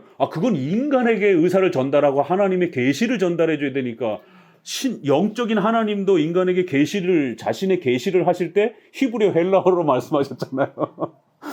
하나님의 언어가 히브리 헬라어예요? 그건 아니잖아요. 인간에게 전달하려고 하니까 인간이 알아들을 수 있는 히브리어 헬라어를 쓴 겁니다. 헬라어는 더더욱이나 이방 언어고. 그러니까 천사도 하나님이 인간의 언어 기능을 허락해 주셔서 인간에게 전달해 줘야 되니까 인간의 언어를 임시로 허락해 준 거예요.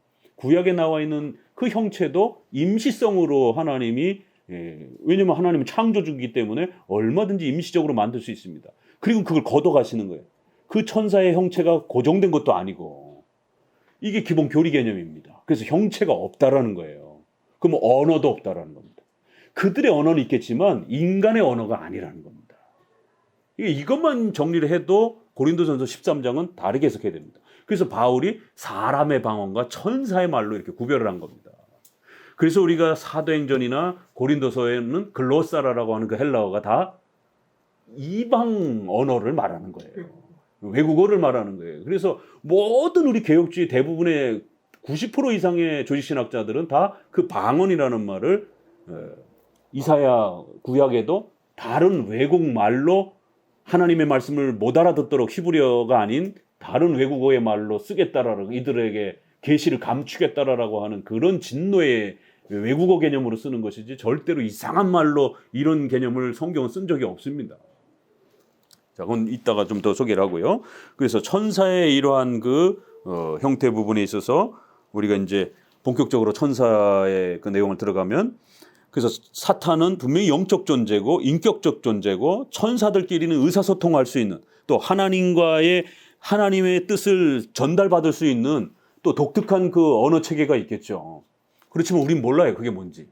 뭐 텔레파시로 교류를 하던 뭘로 교류를 하던 그들만의 어떤 교류가 있겠지만 인간과 천사의 이 소통 개념은 인간의 언어로 하나님이 임시성을 두고 그렇게 하는데 결국 그러면은 우리가 창세기 3장의 뱀과 하와의 그 첫 장면에 결국 인간과 대화를 해야 되다 보니까 몸의 형체를 주신 거고 언어의 또 임시성을 허락해 주신 것이에요. 그리고는 아직 예수님이 오시기 전이었기 때문에 사탄이 하나님이 주신 그런 능력을 부여받아서 그런 정도의 그래서 사람에게 와서 사람의 말로 속여야 넘어가지 알 수 없는 천사의 말로 이러면은 하와가 알아듣겠냔 말이에요. 못 알아듣지. 그러니까 거기서도 사탄이 타락한 천사인데 인간의 말을 하는 거지. 왜 인간이 자꾸 천사의 말을 랄랄랄라 하느냐 말이에요. 이게 이런 구조가 논리적으로 안 맞는 겁니다. 그래서 인간이 볼 수 있는 뱀의 형체를 취해서 온 거고 그 다음에 인간의 언어를 사용해서 3장에 천사의 모습이 처음으로 등장을 하는 겁니다. 자, 이러한 그 사탄의 존재가 소개됐고 에스겔서 28장에 두로 왕에 대한 이야기를 너는 기름 부음을 받은 덮은 그룹임이에요. 내가 너를 세움에 화강석 사이에 왕래하였도다. 화강석은 아주 멋진 그 보석 형태를 말하고 내가 지음을 받던 날로부터 내 모든 길이 완전하더니 마침내 불의가 드러났도다. 그러면서 내가 너를 더럽게 여겨 하나님의 산에서 쫓아내었고 화강석 사이에 멸하였도. 내가 아름다움으로 마음이 교만하였으므로 더럽혀졌고 내가 너를 땅에 던져 열왕 앞에 두어 그를 구경거리가 되었다. 이게 분명히 두로 왕에 대한 것인데 여기엔 풍자적 비유를 통해서 사탄의 최고의 영적 존재에 대한 부분으로서 주경학자들이 이 부분을 우리 종교개혁 때도 그렇고 에스겔을 해석할 때 이렇게 해석해 왔습니다. 이걸 충분히 수용을 해줬어요. 칼빈도 그렇고 또 이사야 14장에도 보게 되면 새벽별이라고 하는 이러한 또 이사야 14장에 또 바벨론 또 그 왕에 대한 그 타락에 대한 모습을 또 가지고 왔습니다.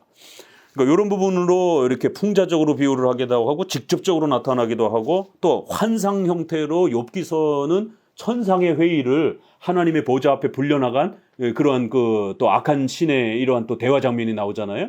이건 묘하게 환상의 어떤 형태가 있으면서도 실제적인 또 하나님과 악한 천사의 그 이 대화 내용의 존재의 이 부분은 충분히 하나님은 존재하시는 분이니까 또 사탄이 분명히 존재하면서 하나님의 명령을 또 이렇게 하달받는 이제 이런 부분의 또 내용들을 우리가 충분히 볼 수가 있는 거예요. 그래서 성경은 다양한 방식으로 이 사탄의 존재의 모습을 소개한다라는 거예요. 그러면 사탄의 기원은 칼빈은 말하기를 타락한 피조물이라 이렇게 표현한 거예요. 그러나 사탄의 타락의 시기에 관해서는 성경에 명백하게 밝힌 것은 없다. 그래서 추측하건대 아담과 하와가 타락하기 전에 사탄이 타락한 것으로 해석할 수 있습니다. 이제 그들이 만들어진 시기는 언제로 볼까요? 대부분 천사는 첫째 날 창조되었지 않겠느냐 구약학자들이 많이 주로 추정을 합니다. 그래도 영적 존재고 뛰어난 존재니까 첫째 날 창조되어가 훨씬 낫지 않겠는가. 어떤 분은 이제 그 해, 달, 별 이제 이런 표현들을 조금 더 비유적으로 해석해서 넷째 날이 아닌가 이제 이렇게 해석하는 분도 있고 아담과 하와와 동시적으로 창조되었지 않겠는가 이제 아담이 창조된 6일째 이렇게 창조되지 않았을까 이제 이렇게 또 해석하는 분도 있고 그러나 주류는 또 좀 첫 번째 그 영광의 우선성을 둬서 이렇게 창조는 첫 번째 다 존중해요. 그러나 첫 번째가 조금 많다라는 거. 그러나 타락은 언제 됐을까라고 했을 때는 반드시 7일 이후에 언젠지는 정확하게 알 수가 없어요. 그러나 반드시 7일 이후에 아담과 하와가 타락하기 전. 그래야 이제 유혹하러 오니까. 그래서 그 정도만 이제 소개가 돼 있어요. 그러면 이제 넘어가 보시게 되면 타락의 원인이 더 중요합니다. 도대체 왜 타락했을까? 그러면 사탄의 죄는 교만한 마음과 자기 도취이다. 그래서 엉거라고 하는 이 또 유명한 중형학자는 마태복음 25장 41절, 요한계시록 12장 4절을 근거로 하여 두 계층의 타락한 천사들이 있다라고 그렇게 소개를 합니다. 그래서 사탄의 타락의 그 죄의 핵심은 교만이다라고 합니다. 그래서 이제 어거스틴이 조직 신학을 펼치면서 인간의 죄의 본질이 무엇일까, 죄의 정의가 무엇일까라고 했을 때 교부시대 때는 교만이라고 더 많이 정리가 됐었어요. 그래서 하나님의 자리를 넘보는 이렇게 교만 쪽에다가 그 정의를 더 많이 실었습니다. 그렇지만 이제 후대로 신학이 정립이 더 잘 되면서 요한일서의 말씀을 따라 죄는 불법이다라고 하는, 그래서 소유리문답 14문에 따라 하나님의 말씀을 어기는 것, 하나님의 법을 깨트리는 것, 거기에 교만도 포함이 되지만 좀 더 정확한 정의는 하나님의 말씀을 어기는 것, 이렇게 법의 개념으로 이렇게 좀 더 정확하게 정리가 됩니다.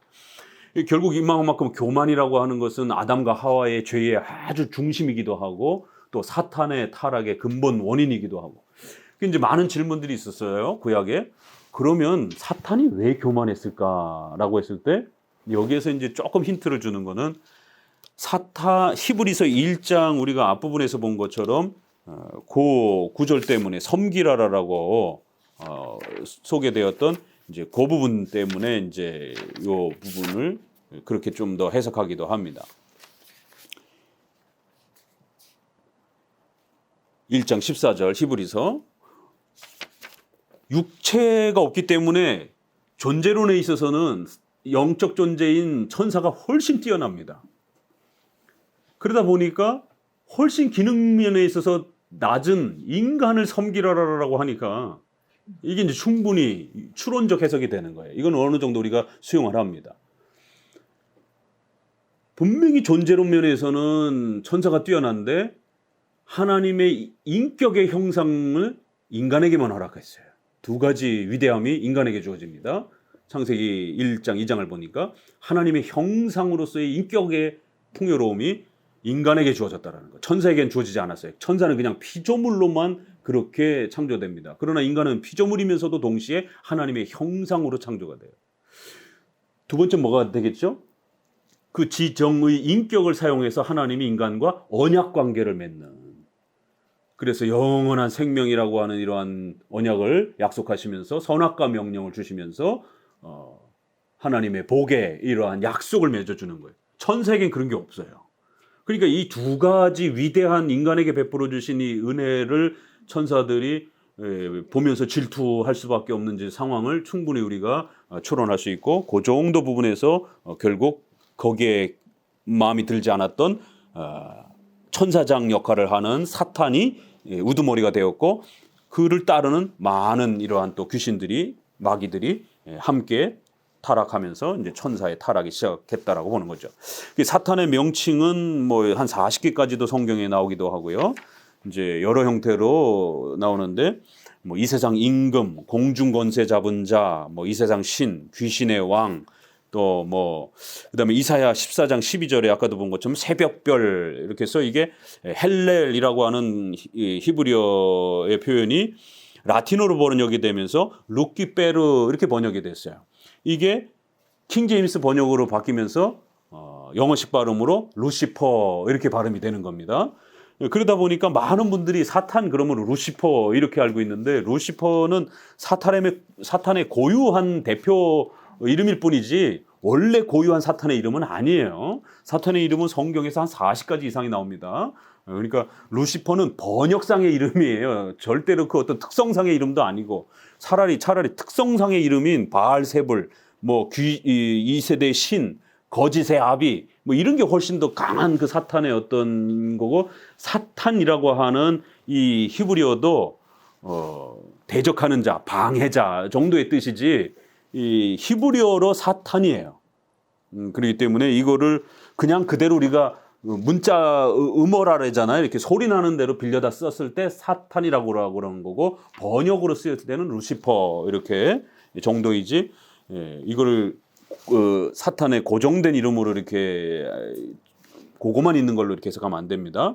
그래서 이사야 14장은 새벽별, 계명성이라고 하는 이제 이런 표현으로 소개되는데, 애굽왕의 그 권세를 이야기하고, 그렇게 존귀한 영화로움을 하나님이 주었는데 결국 그걸 남용하고 악용해가지고 결국 그 지위를 잃어버렸다. 이제 이런 내용들이 바벨론을 비유를 해서 사탄의 또 이런 모습으로서 소개가 되어지기도 합니다. 계시록에서는 옛뱀, 곧 마귀, 큰 용, 이런 이제 형태로 번역이 됩니다. 그러니까 이제 이런 부분, 또 악한 자, 파괴자 뭐 이렇게 이제 소개가 되는데, 이제 뱀에 대한 우리 기독교적인 이러한 그 가치들과 또 의미들이 있다 보니까 이 사탄에 대한 정의론이 왜 중요하냐면, 이 부분을 우리는 계시적 의미와 기독교적 의미로서 뱀과 또 번역상에서 용 이런 부분을 사용할 것 뿐이지, 용은 실제 동물도 아니고요. 이렇게 상상의 이러한 그 동물이고, 더더욱 더 조심해야 되는 거는 뱀에 대한 이런 부분들은 하나님이 계시적 의미로서 사용한 것이지, 이걸 오늘날 뱀에다가 자꾸 이렇게 대입하면 안 된다라는 거예요. 또 그래갖고 예전에 이 뱀 장수들이 교회 안에 신자가 될 때 상당히 곤욕스러운 일들이 있었습니다. 그래서 뱀 장사들은 신자가 못 되는 것처럼 이렇게 또 이렇게 뱀을 이렇게 좋아하는 이제 이런 애완 동물로 이제 최근에 이렇게 많이 퍼지다 보니까, 목사님 뱀을 애완용으로 사용해도 되나요? 뱀을 애완용으로 키우면은 그 하나님 벌 받는 건가요?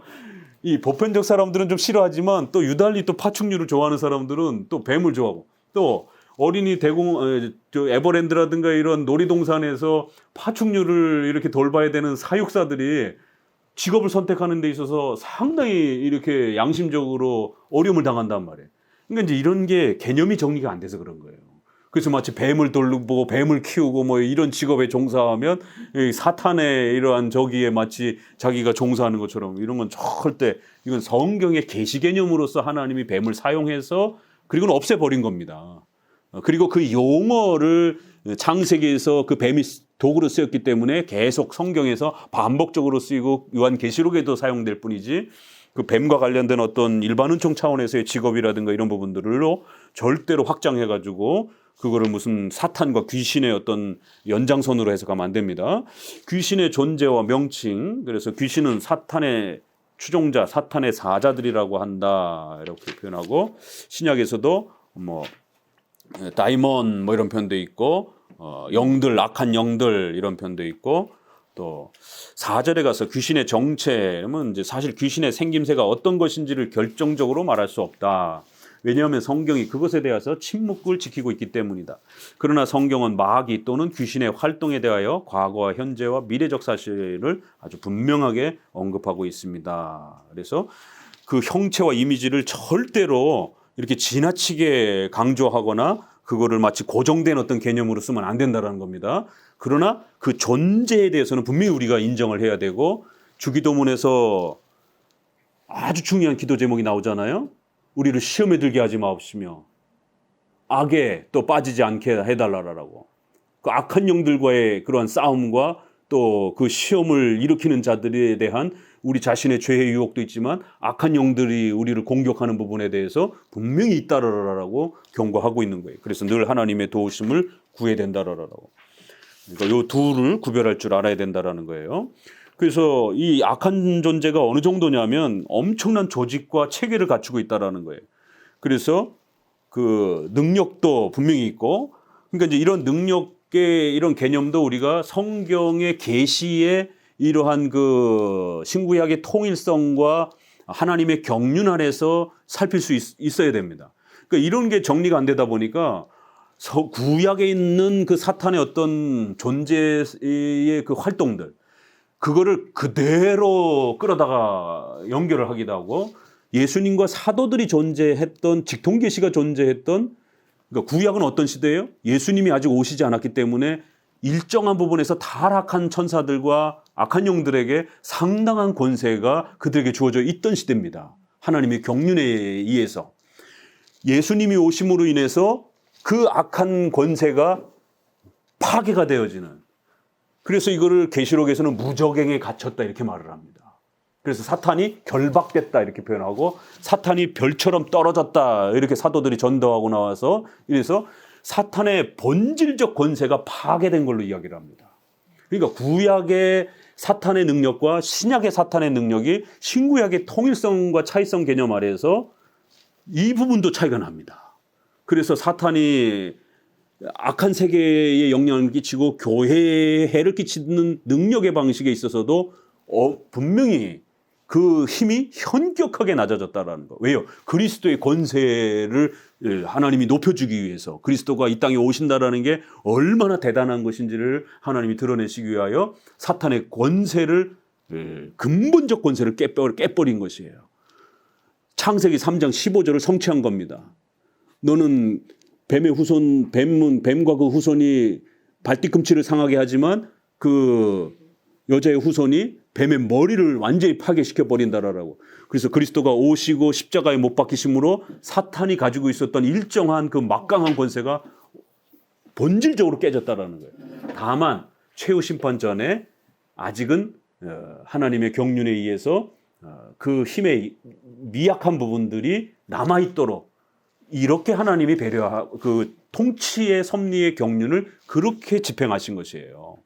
구약에는 사탄이 이런 능력을 가졌는데 또 신약에는 이런데 왜 오늘날에는 뭐 축기라든가 이런 것들을 왜 자꾸 장로교 목사들은 우습게 여깁니까? 그런 게 없다라고 자꾸 얘기를 합니까? 이런 부분들이 이제 이해가 안 되는 거예요.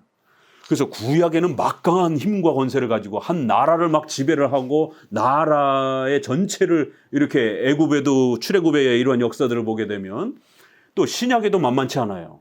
돼지떼 2,000마리에게 들어가서 그냥 그 귀신이 돼지떼 2,000 귀신들의 존재가 존재한다라는 거예요.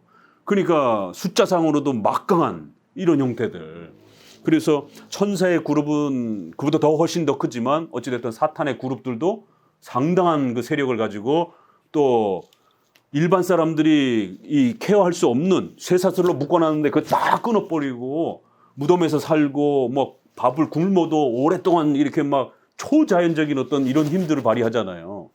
구약엔 훨씬 그것이 민족 단위로 국가 단위로 사탄이 악영향을 끼치기도 하고 그렇지만 신약엔 보면 훨씬 줄어요.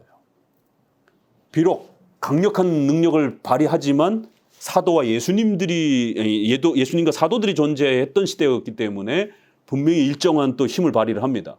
그러나 그럼에도 불구하고 십자가에 못 박히는 그 기준을 하고 또 사도들의 그 권세를 사도들의 표적으로서 하나님이 드러내시긴 그때까지는 이러한 초자연적인 일정한 능력을 소유를 합니다. 그러나 그것도 하나님께서 이미 그리스도께 오시고 십자가에 못 박히심으로 인해서 사단의 근본적 권세가 깨어졌기 때문에 그 남아있던 일부의 이러한 인간에 비하면 상당히 초자연적인 어떤 그런 능력을 행하던 권세들도 급격히 훼손이 되는. 그래서 이 두 개는 같이 갑니다. 사도적 은사가 뭐예요? 귀신을 깨트리는 거예요. 그러니까 사도들이 사라지니까 귀신의 어떤 지배 능력과 이런 개념들도 자연히 축소가 돼버리는 거예요. 그래서 구약과 신약의 사탄의 지배가 분명히 다릅니다. 그리스도의 오심에 대해서. 그 다음에 신약의 시대와 오늘날의 시대의 사탄의 지배 능력이 현격하게 차이가 납니다. 그건 하나님의 통치의 능력에 또 하나님의 신적 계획 때문에 그런 겁니다. 그래서 사탄은 반드시 하나님으로부터 일정한 그 힘을 부여받는 거기 때문에 사탄의 이러한 그 신구약의 차이성에 따라서 사도적 은사가 존재하는 그 신약의 시대는 사도적 은사는 대표적으로 말씀을 쓰는 거고 또 예언하고 또 병을 치료해주고 귀신을 내쫓고 그래서 사탄의 속박 속에 살아가는 인간을 영혼과 육체를 전체를 구원하신다라고 하는 그리스도의 구원의 능력을 가르치기 위해서 이렇게 영혼을 치료하고 육체를 치료하는, 그래서 이러한 병고침과 귀신을 내쫓는 이런 행위, 그 다음에 성경을 써서 하나님의 말씀을 가르쳐서 그 영혼을 새롭게 하는, 이게 사도적 은사의 가장 핵심이란 말이에요. 그러니까 사도적 은사가 없어졌다라고 하는 건 이러한 사도들이 행했던 그 대상들도 중단이 되는 겁니다. 그래서 우리가 성령 세례론이 여기랑 연결되는 이유가 바로 이러한 축기와 이런 부분들이 사도적 은사랑 맞물리기 때문에 그래요. 자, 사탄의 이러한 활동과 범위에 대해서 우리가 그렇게 신구약이 통일성 아래에서 신적 경륜 아래에서 살펴야 된다는 거, 귀신의 속성 이런 부분들이 신구약의 차이가 분명히 있다라는 거. 자, 그렇기 때문에 6절에 가서 귀신에 대한 그릇된 생각들 이제 이렇게 나옵니다. 그래서 귀신의 정확한 모습을 결정적으로 말할 수 없다. 두 번째 단락에 단순히 어떤 질병이 들린 것을 귀신이 들렸다고 생각하는 것은 미신적 신앙 때문이다. 샤머니즘적인 김기동의 이러한 귀신론에서 온 거고 중세시대의 귀신론에서 온 거예요. 절대로 우리 개혁주의에서는 그런 어떤 질병의 문제라든가 이런 것들을 일반은총의 이런 치료적으로 접근을 하고 또 하나님의 도우심 아래서 이렇게 치료받는 걸로 말하지 귀신의 어떤 이러한 그 영향으로 접근하지 않습니다. 디모데전서 5장 23절에서도 약물 치료를 이렇게 권하고 있는, 디모데에게 포도주를 사용하라라고 하는 이제 이런 부분들을 보잖아요. 그 다음에 야고보서라든가 이런 부분에서도 장로들을 초대해다가 기름을 바르고 그랬을 때 이 기름이 성령을 뜻하기도 하지만 또 허브라든가 이러한 올리브라든가 이러한 초대교회의 기름의 약재의 어떤 한 종류로서 또 이렇게 보조도구로 사용하라는 것 정도로 해석하지 우리가 그 이상을 생각하지 않습니다. 근데 이제 가톨릭에서는 그 기름을 마치 귀신 내쫓는데 또 견진내 하는데 이런 아주 무슨 특수한 기름을 또 이렇게 주장을 하는 거예요. 그래서 가톨릭의 그 퇴마사 같은 신부들이 결국 이 퇴마 의식을 할 때 그 기름을 이제 이렇게 또 사용하고 이렇습니다. 절대로 질병과 관련된 이런 부분에서 귀신의 이런 부분들을 연결시키지 않는다라는 거. 성경의 근거에 보면 귀신은 죽은 사람들의 영이 아니라 살아있는 사람들을 속에 들어오는 악령도 아니다. 이것도 중요해요. 오늘날 많은 분들이 성도도 귀신 들릴 수 있습니까? 이게 조직신학에서는 분명히 어떻게 설명하면 성경의 근거에 보면 귀신은 죽은 사람들의 영이 아닙니다. 우리나라의 제사 개념이 이렇게 했을 때 이제 죽은 조상들이 이제 이렇게 귀신으로 바뀐다라고 하는 이제 이런 것들, 또 그다음에 살아있는 사람들 속에 이렇게 악령이 들어와 가지고 이제 악령에 지배되어 있는 것처럼, 그래서 많은 분들이 신약의 그 귀신 들린 자를 생각하고 또 구약에도 마찬가지고 이런 연결성들을 해석을 해요. 그러니까 그런 방식의 귀신의 지배는 더 이상 이제 이렇게 가능하지 않은 것으로서 또 이렇게 해석을 하기도 하고, 또 우리가 일반 의료적 관점에서도 더 보게 되면 과거의 마녀 사냥이라든가 중세시대 이런 것들이 다 정신질환 계통의 이러한 분들을 전부 다 그냥 마귀 들렸다라고 해서 사람을 죽이고 이런 일들. 그러니까 우리나라에서도 초기 기독교의 모습도 마찬가지고 의학이 발달이 되니까 다 그거 정신과로 다 옮겨주잖아요. 그래서 우울증이라든가 이런 것들 다 약 먹으면 공황장애, 우울증, 정신분열 이런 현상 이런 거 약 먹으면 웬만큼 다 치료 효과를 본단 말이에요. 근데 다 옛날에 목사들이 그거 다 진단을 했습니다. 이거 마귀 들렸다라고. 그래서 안찰 기도하면서 소위 말해서 폭행하는 방식의 때리는 기도가 이제 유행을 하는 이런 것들이. 그러니까 절대로 그런 개념을 가져서는 안 돼요. 귀신은 아담 이전의 사람들의 육체로부터 분리된 영도 아니다. 그래서 이 김기동의 이중 창조 개념에 이런 인간 안에 악한 귀신이 들어온 것처럼 이런 식의 개념을 생각해도 안 된다라는 거. 자, 그래서 쭉 중간쯤에 이 때문에 사탄의 타락의 시기를 아담의 창조 이전으로 보려고 하는 이런 경향들이 이중 창조론이 등장을 했다. 귀신은 천사들과 태고의 여자들의 핵에 망측한 산물도 아니다. 창세기 6장에 그렇게 천사들이 이 여자들을 탐해가지고 그렇게 네피림이라고 하는 거인들을 만들어냈다. 이거 다 고대 페르시아라든가 이런 바벨론에서 들어온 그런 또 고대 근동에서 들어온 이런 해석들이지 건강한 해석이 아니에요. 자, 그럼 마지막으로 이제 넘어가면 귀신과 신령주의에 대해서 우리가 조금 더 조심해야 되는 게, 신령주의란 신비주의 혹은 심령설 혹은 심령론을 의미합니다. 그래서 어떤 개인이나 개체에 의하여 죽은 사람과 접촉하여 영계의 계시를 얻는다라고 하는 이제 이런 사상들은 정말 조심해야 된다라는 거예요. 이 신비주의의 이런 샤머니즘 형태가 이렇게 맞물린 겁니다. 8절에 신령주의를 판별하는 방법은 그럼 어떻게 되느냐 그래서 성경은 구약 신약 열심히 이러한 그 악한 영과 이렇게 연합해 가지고 무당처럼 이렇게 예언을 하고 이런 행위들에 대해서 아주 철두철미하게 금하고 있다라는 겁니다.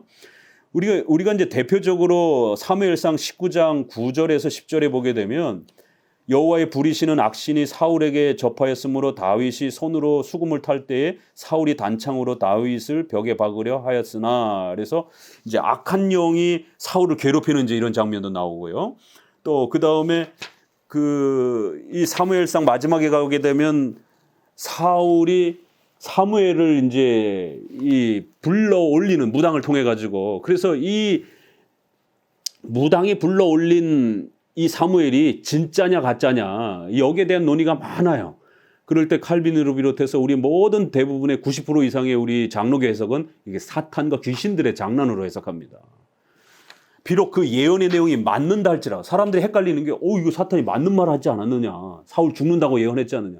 사탄에게는 그런 기본적인 구약에서는 아담과 하와를 유혹할 수 있도록 뱀의 형체를 갖고 나타날 수 있도록 인간의 언어를 구사할 수 있도록 일정 부분에서 하나님께서 사탄에게 허락한 이런 많은 능력들이 있단 말이에요. 그래서 영적 존재이기 때문에 더더구나 또 어떤 독특한 방식으로 미래를 또 이렇게 예견할 수 있는 이런 능력도 충분히 가질 수 있는 거고 그거 자체만 갖고 이게 선한 진짜 사무엘이 지옥에서 올라온 것처럼 이렇게 곧 너가 나와 함께 있을 것이다. 그러면은 사무엘이 지옥에 있는 거예요. 그러면 이제 이런 게 말이 안 되는 거예요. 그래서 이건 악한 사탄의 귀신의 이러한 영들로 이렇게 해석을 합니다.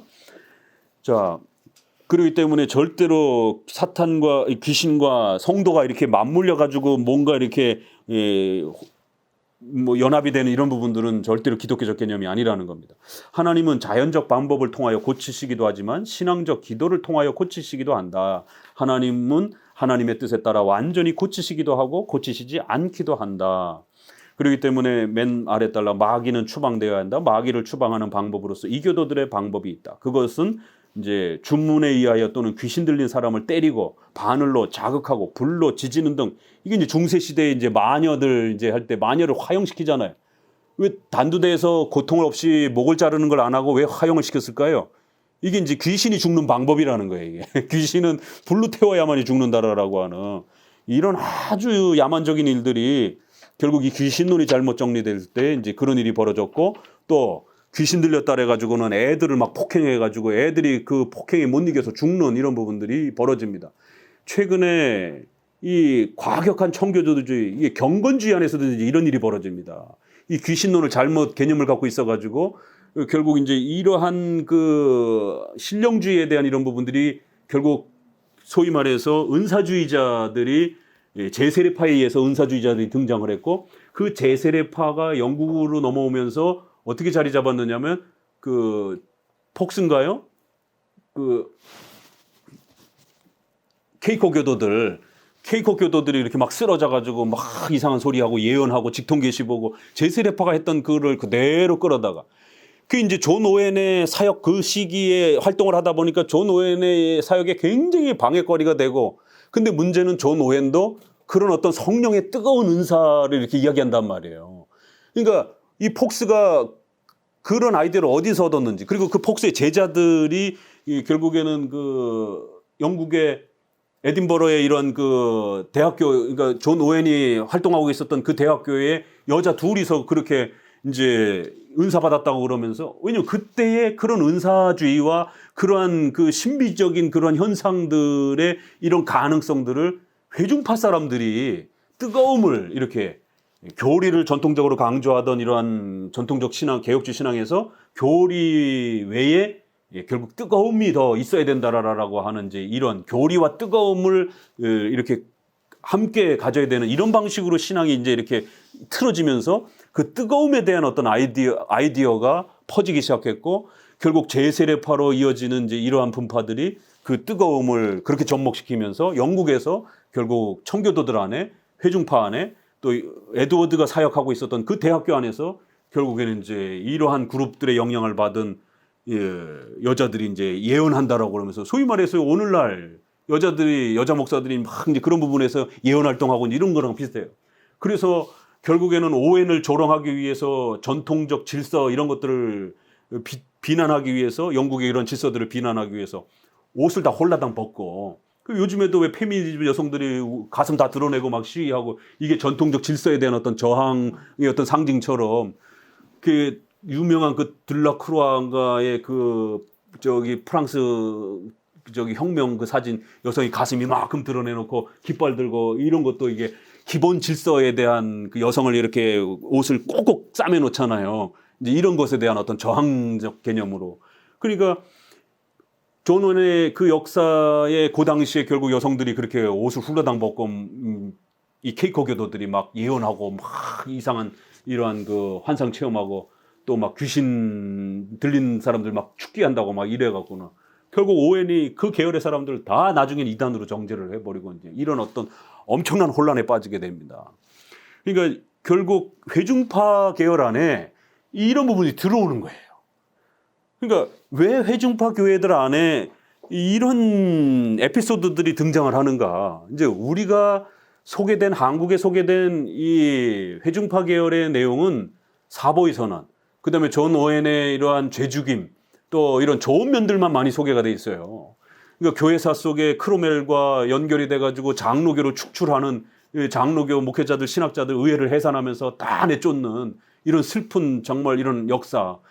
결국 천년왕국론에 대한 잘못된 지상 천년왕국을 꿈꾸면서 결국 토마스 구딘이라든가 요한 계시록 강의를 해석하면서 조지프 미드에 의해서 당대 1627년에 주석을 쓴 이 문자적 천년왕국에 대한 부분을 주장하면서 결국 영국에다가 크로멜이라고 하는 군사정부를 동원해서 결국 이 땅에서 교회가 권세로 다스리는 그리스도께서 통치하는 그런 지상 천년 왕국을 꿈꾸는 이런 시도들을 합니다.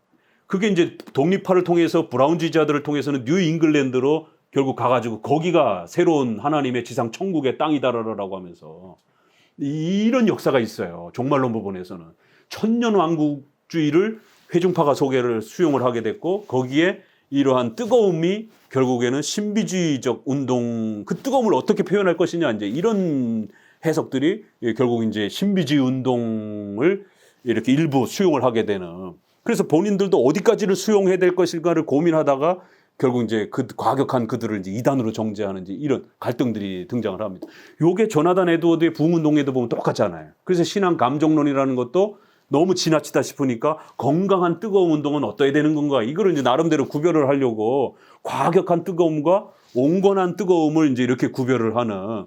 그래서 신앙 감정론이라고 하는 게 이게 전통적으로는 우리가 교리 이렇게 표현했고 그 교리는 지정의를 통해서 표현돼야 된다 이렇게 돼야 되는데 에드워드가 어펙션이라고 하는 독특한 용어를 쓰는 거예요. 이게 도대체 무슨 뜻인지가 굉장히 난해한 겁니다. 어펙션은 현대 용어로 표현하면 감정, 감성, 정서 이런 뜻이에요. 그쪽의 언어란 말이에요. 그러니까 기존의 교리, 신뢰, 하나님을 의지하는 것 이 정도 표현했던 게 왜 이걸로 감성, 감정, 정서 뭐 이런 어떤 쪽의 언어로 쓰는가. 그래서 에드워드는 아주 고집합니다. 신앙이란 어펙션이 돼야 되지 교리만 공부하고 이런 게 아니다라고. 그러니까 그런 아이디어를 얻어서 뜨거움이 너무 과대하다 보니까 이제 결국 에드워드도 신앙 감정론을 통해서 올바른 뜨거움 이런 올바른 감성론, 잘못된 과격한 감성론 이런 것처럼 이렇게 구별을 합니다. 에드워드가 그런 고민을 겪었던 것처럼 존 오웬도 당대에 이렇게 신비주의자들, 신령주의자들 이게 이제 경건주의자들 안에 들어오는 거예요. 왜냐하면 경건주의 안에서 은사론을 열었기 때문에 이게 문제가 된다는 겁니다. 장로교 안에는 안 들어와요. 이게 들어올 수가 없죠. 오직 성경, 모든 성경에 목숨 거는 사람들인데 그리고 그러한 성경은 교리로 정리가 돼서 교리 문답 공부하는데 매진하는 사람들인데 거기에 어디에 무슨 뜨거움과 이런 은사 체험이라든가 이렇게 들어올 여지가 없단 말이에요.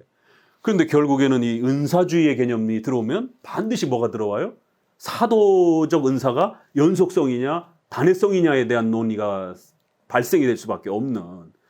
그러니까 이제 그러면 구약의 이런 귀신 활동들, 신약의 귀신 활동들, 그다음에 오늘날의 귀신 활동들은 어떤 것이냐에 대한 이제 또 다른 해석들이 회중파 쪽에서 번지기 시작하면서 지금 우리가 읽고 있는 이런 식의 하나님의 경륜의 차이에 의해서 중단되었고, 과거와 같은 그런 형태의 귀신 들림을 오늘 현상에서 사도들이 내쫓듯이 그렇게 내쫓고, 이런 어떤 고린도전서에 있는 여러 은사들을 소개하면서 방언의 은사도 있고 병 고침의 은사도 있고 능력의 은사도 있고 예언의 은사도 있고 이렇게 나와요.